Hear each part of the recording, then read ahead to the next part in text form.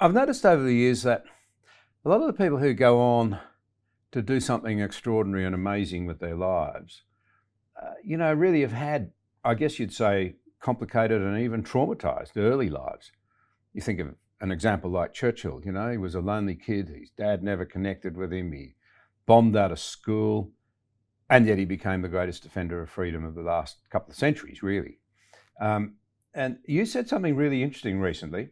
You said there's a difference between me saying I'm a victim and saying that I choose to be victimized. I think that was pretty significant. I'd love you to say a bit more about it. You've refused to claim any victimhood status because some of the rougher things that happened. We'll come to your time in Australia in a moment. It wasn't such a happy time either, but you've refused to make it part of your identity. And I think that's really profound. It strikes me that just about everybody could point to something in their lives that's gone horribly wrong, and they could claim victimhood status out of it, but I'm not sure it's ever a very helpful thing to do. If it is a helpful thing to do, I haven't seen how and why it is. We are all victims every day.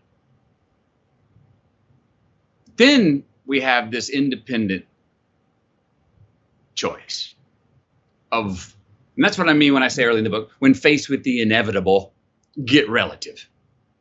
Well, inevitably, we all are victims from time to time.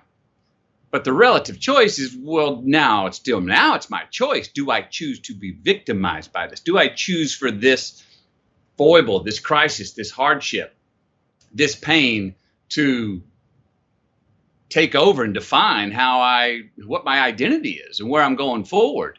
And I've been pretty resilient. Maybe it's a lot of the resilience my parents taught us that was helpful to me. Maybe that was also part of childhood, of seeing my parents in violent situations and seeing the love went out, where they were like, oh, that isn't what they became. Yes, that was a knockdown, drag out fight, but they weren't. My mom never even chose to be victimized. She was a victim. My dad was a victim many times, but didn't choose to be victimized.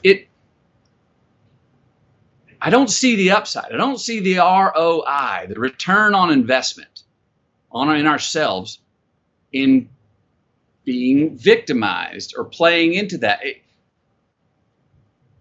I see the return. If we choose to be victimized, if that's our relative choice after we become a victim, and it's inevitable, I don't see the way forward there. I don't see the way out of it. We can still get help, and other people can help. It doesn't mean, if you say I'm not going to be victimized, it doesn't mean you're putting yourself on an island and you're not going to get some assistance or some help, or you can share a problem. That's not what it means. It's just sometimes when we say I'm victimized, we lay down. And nobody can really help any of us unless we sit there and go, it starts with me. I got to do the work here. I'm quarterbacking this situation. I'm quarterbacking how I'm going to feel about this. Now, some would argue, yeah, but that's denying that you were a victim, or that's denying that no, it's not.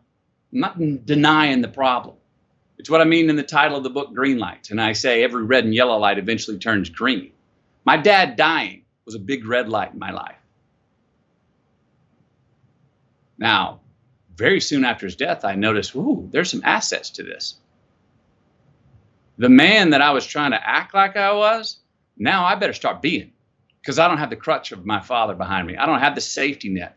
So you better step up, Matthew, young man, and start looking the world in the eye, because you've been kind of subconsciously relying on your dad having your back if the proverbial SHIT hit the fan. And now he's gone. Does that deny the red light of my dad dying? Does that deny the pain, deny the loss? No, it doesn't deny it. And it's also not foolish optimism. It's not a Hallmark card optimism to go, hey, it's not see the glass half full. That's not what I'm saying. I'm saying there's constructive work that can be done. And if we're leading it forward, why don't we do the work that's going to pay us off more in the long term? And to say I'm victimized, I don't see where the ROI is in that. I don't see where it is really I haven't seen it proven really for anybody. You can still make change. You can still change things so that maybe that doesn't happen again to you or someone else. And still say, yes, I was a victim, but might as well get started with the proactive work of moving forward and to fix yourself, or say, hey, that thing's not going to define me. I just don't see the value in the alternative. And you can say that with authority, because you've thrown off what could have been an opportunity to claim victimhood status.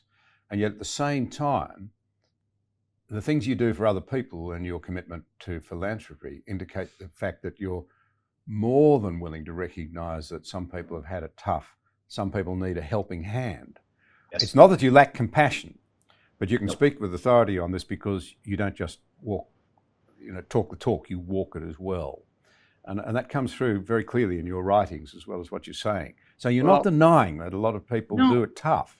I'm not doing just that saying, don't lock yourself into a mentality that says, oh, woe is me, everybody else owes me.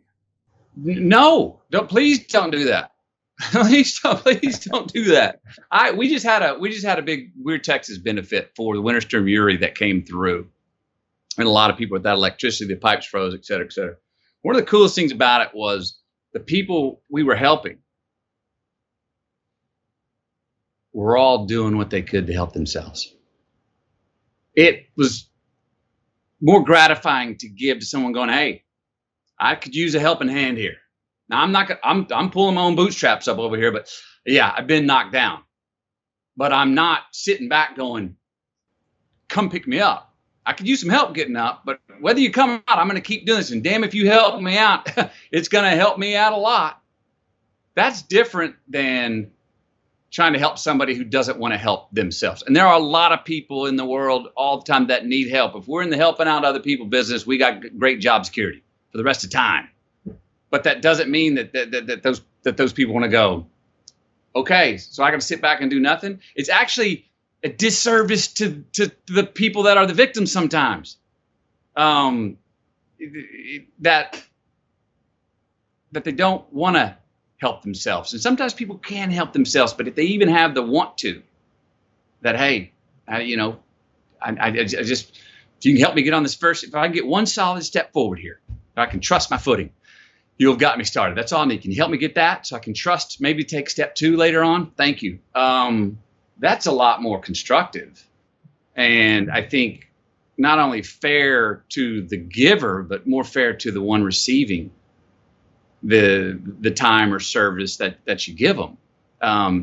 Because then they can take ownership in it as well. They take ownership in the rehabilitation. They own their agency. Things matter more. In our Just Keep Livin Foundation, we help out Title I high school kids, young men and women who are in a lot of single parent homes, 50% dropout rates, lower income places.